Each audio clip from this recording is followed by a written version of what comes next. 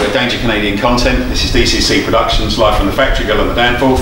I'm the Moose, and today we're talking to Caitlin from Bella Clava and Public Enemy. That's right. So let's open by talking how you managed to juggle two bands between both of those, because Public Animal is a big drain. Yeah, It's a very active band.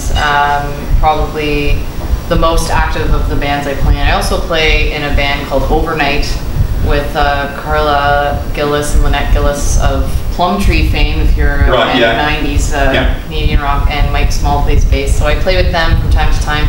And I also play in a cover band called Hot Wax Meltdown, and it's a pretty active band as well, playing the Dakota Tavern mostly, usually once a month. So it's busy.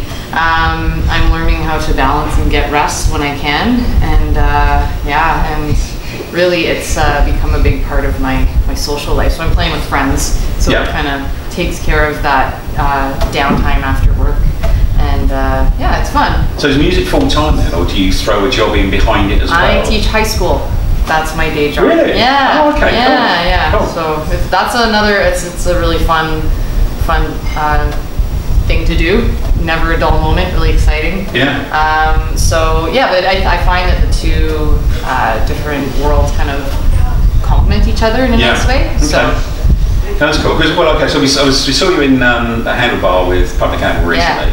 Yeah, and that was with a couple of other people in Mercy Now, I think, and Black Thunder as well. Yeah. Thrown in. So that was it was a tremendous evening. Yeah. First of all, that was fun. It was a lot of fun. But then you're also showing new material. Prefacing all that is new material. So how does that work in terms of putting that out there first, and then do you put it out there first, see what reaction you get, and then go back and rework it? We've been working on this record for the last 2 years or so, and we have been introducing new material into the set, periodically.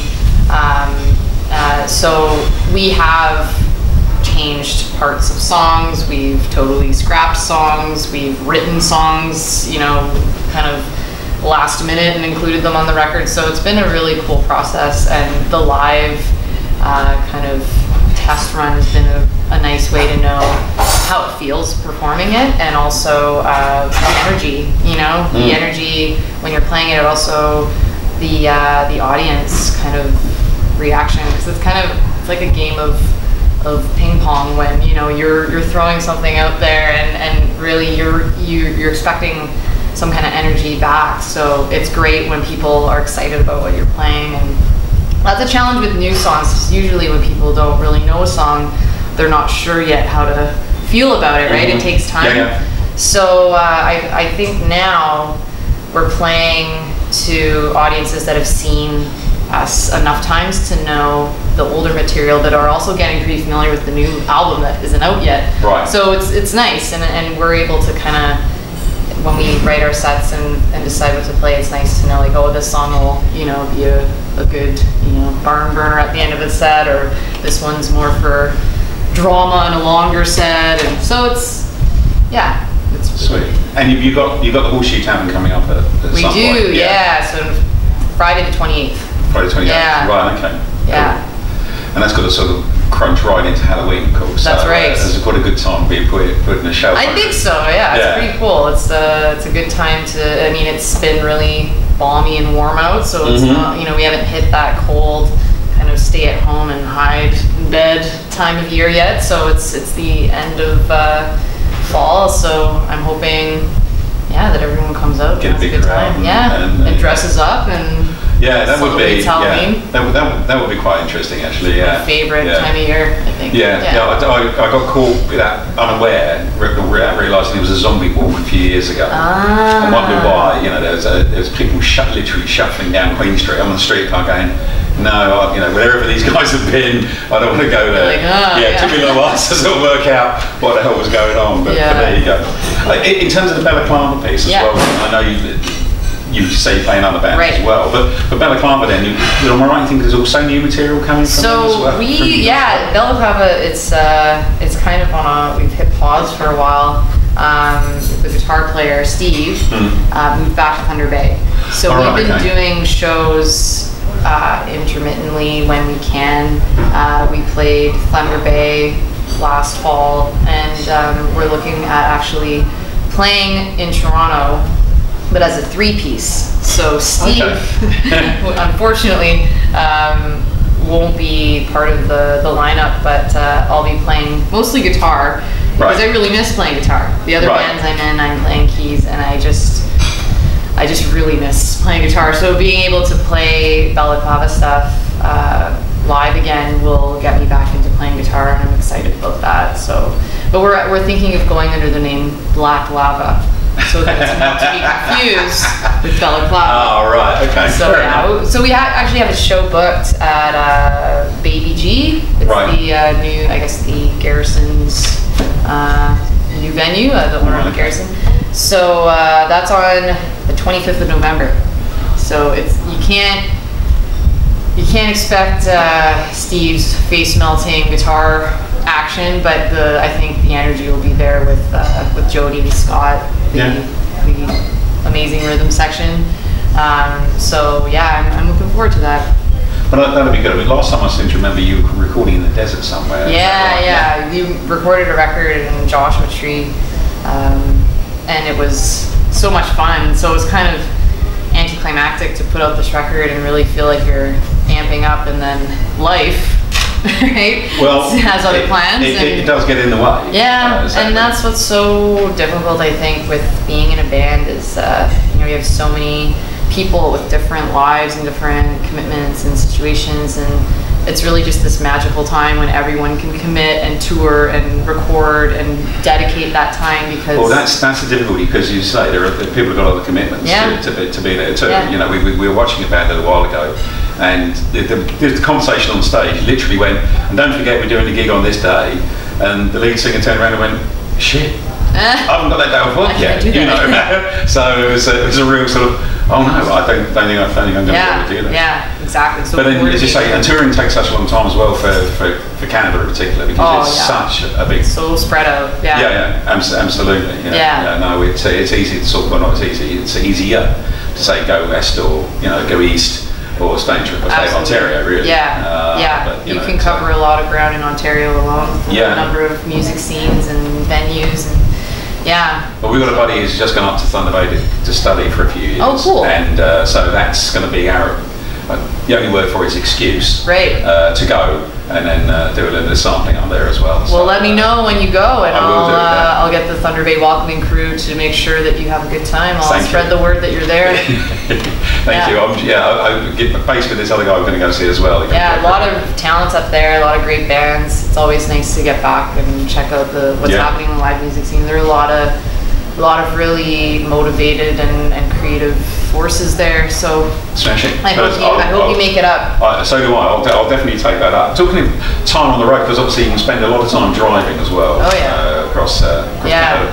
In fact, you spend a lot of time driving anywhere, if I'm honest. That's right. But time on the road, if you had one person you want to, so you're going to do across Canada, you're going to go across the Severn, across Canada, and you're going to put one person in the car to be with you, live or dead, someone you can spend some time with, Well, who are you going to put in the car with you to do that? I am a huge fan of Josh Homme of Queens of the Stone Age and then Crooked Vultures, and more recently,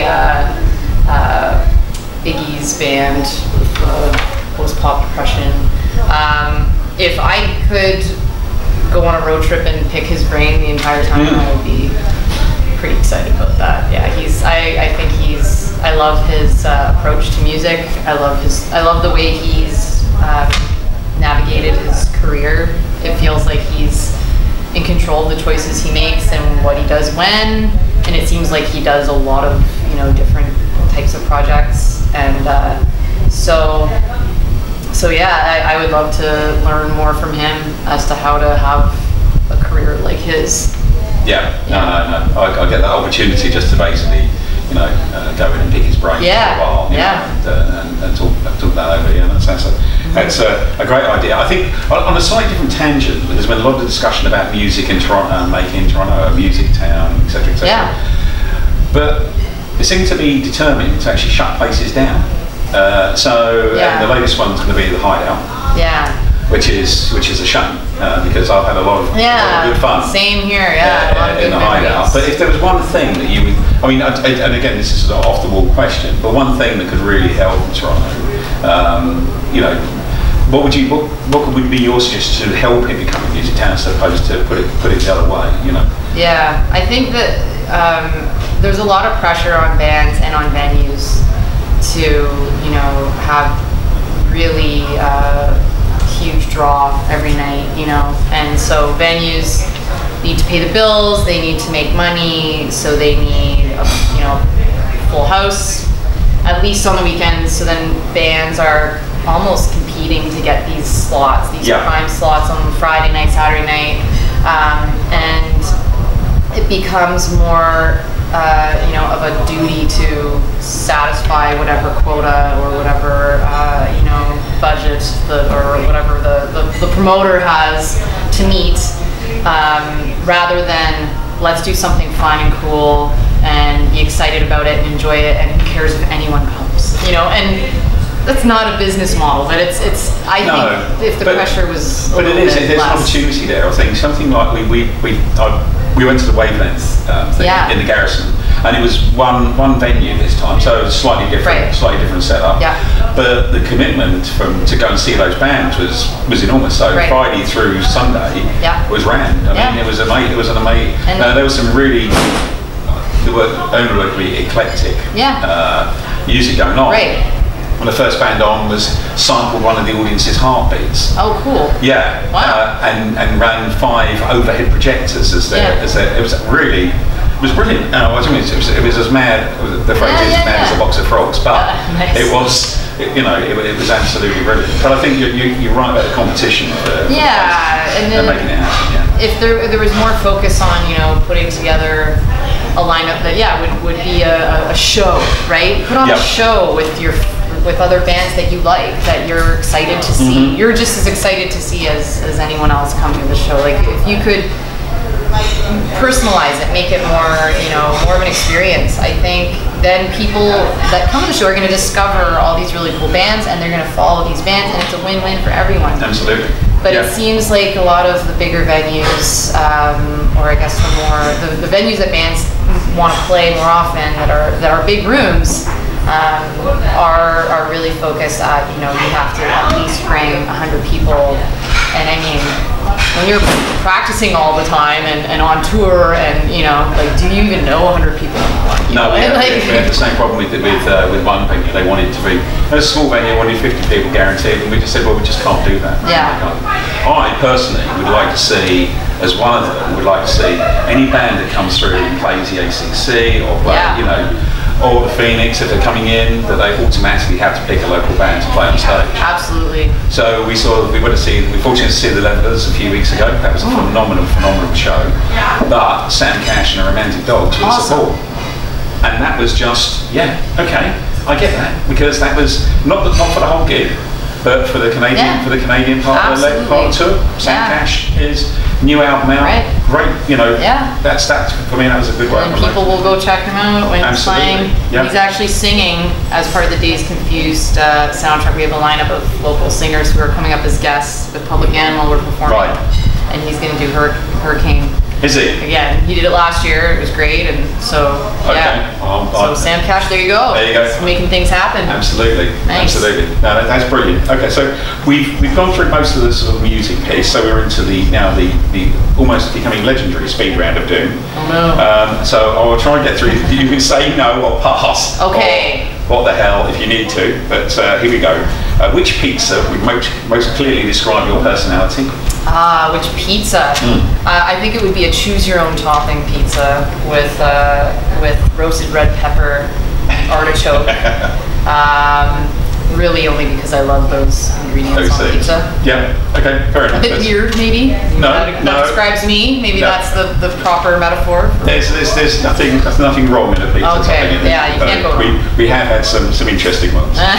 Now sadly we've lost a lot of musical celebrities this year. Yeah. So but if we had to lose one more, which one of the following lists is it going to be? Oh no. Does Van Morrison, Johnny Rotten, Kanye West, Bob Dylan, or Sting kick the bucket? This is a tough one. I wouldn't wish untimely death upon anyone. But I think Sting has probably achieved that level of spiritual, I think he would be probably the most prepared to go spiritually. He's pretty in touch with his, From a tantric point of view. Yeah, exactly. Like I think he would be able to, embrace that experience more so maybe than the other folks. Okay, fair enough. Yeah. Yeah, that's good. Yeah. That's good. If you have to choose one of these, a horse-sized duck or 100 duck-sized horses. Okay. Which would it be? So one horse-sized duck or 100 duck-sized horses? One horse-sized duck, because I'm imagining that they're chasing me or something, so I can get away from a horse-sized duck because it still has the little, Yeah. Okay. So I think I would choose that. Okay, fair enough. A lot of little things are creepy. Well, talking of creepy things. Yeah. Hamsters or tarantulas? Oh, hamsters. Tarantulas. I mean, I know that they can be very harmless unless you threaten them, but hamsters are, I think in grade 4 we had a class hamster. It's funny how much school and childhood and hamsters really comes together. Yeah. Yeah. I'd said this before in the previous one, but someone actually put a tarantula in my hand without me knowing. I turned around and it was standing there in this petting zoo thing. And what do you do with this thing that's sitting there going, oh right, there's a tarantula in there. Yikes, yeah. Yeah, don't shake hands with anyone. Okay. Oh. Should Canada Goose nuggets be available at McDonald's? Canada Goose nuggets, Yeah, okay. you want to pick, got the little... I don't know. It's funny the emotional relationship we have with food, why we eat one thing and not another, but I imagine people would be pretty upset if we sold Canada Goose nuggets. Yeah, I don't think it would go over very well. I understand that. Yeah. Beatles or Stones? My earliest memories are connected to the Beatles. My dad was a big Beatles fan, and so was my mom. And the Stones I discovered later, because my dad used to always say, the Rolling Stones were the bad boys, the bad, schoolboy image, but that was all just like an image, whereas with the Beatles, they were the true rebels, the true bad boys of rock. So yeah, and I love the Beatles because they have a huge scope of music, did things that no one had done before. They were revolutionary in the recording styles and also just in the style of music they're playing. So I'm gonna go with the Beatles. But the true answer is the Kinks, right? Yes, that's a good point actually. Yeah, the Kinks are truly phenomenal. Never got they did get the kudos, but not as much as the Beatles and stuff. Yeah. And then lastly, which vegetable best describes Toronto? Which vegetable best describes Toronto? Let's go with that's a really tough one. I'm gonna say. Sorry, I'm just. I'm stumped. I'm honestly stumped. I can't think of a vegetable that would, maybe we're an onion. We have lots of layers to us. And that's cool. I don't know. No, that's fine. Really, that's all right. Don't worry. There's no good or bad answer to any of it. All right. Well, that brings us to the end. Thank you very much indeed. Thank you for having me. Oh, that's okay. It's our pleasure. What we will do is we will have your details up in the credits as they go through the go up. Okay. So you'll see those as well. Many thanks to everybody, to Angelo and to Yestin for filming. Also to George and Factory Girl. Details of Factory Girl will also be in the credits as we go through. And subscribe to the YouTube link and the DCC site. Thank you very much indeed. Good night.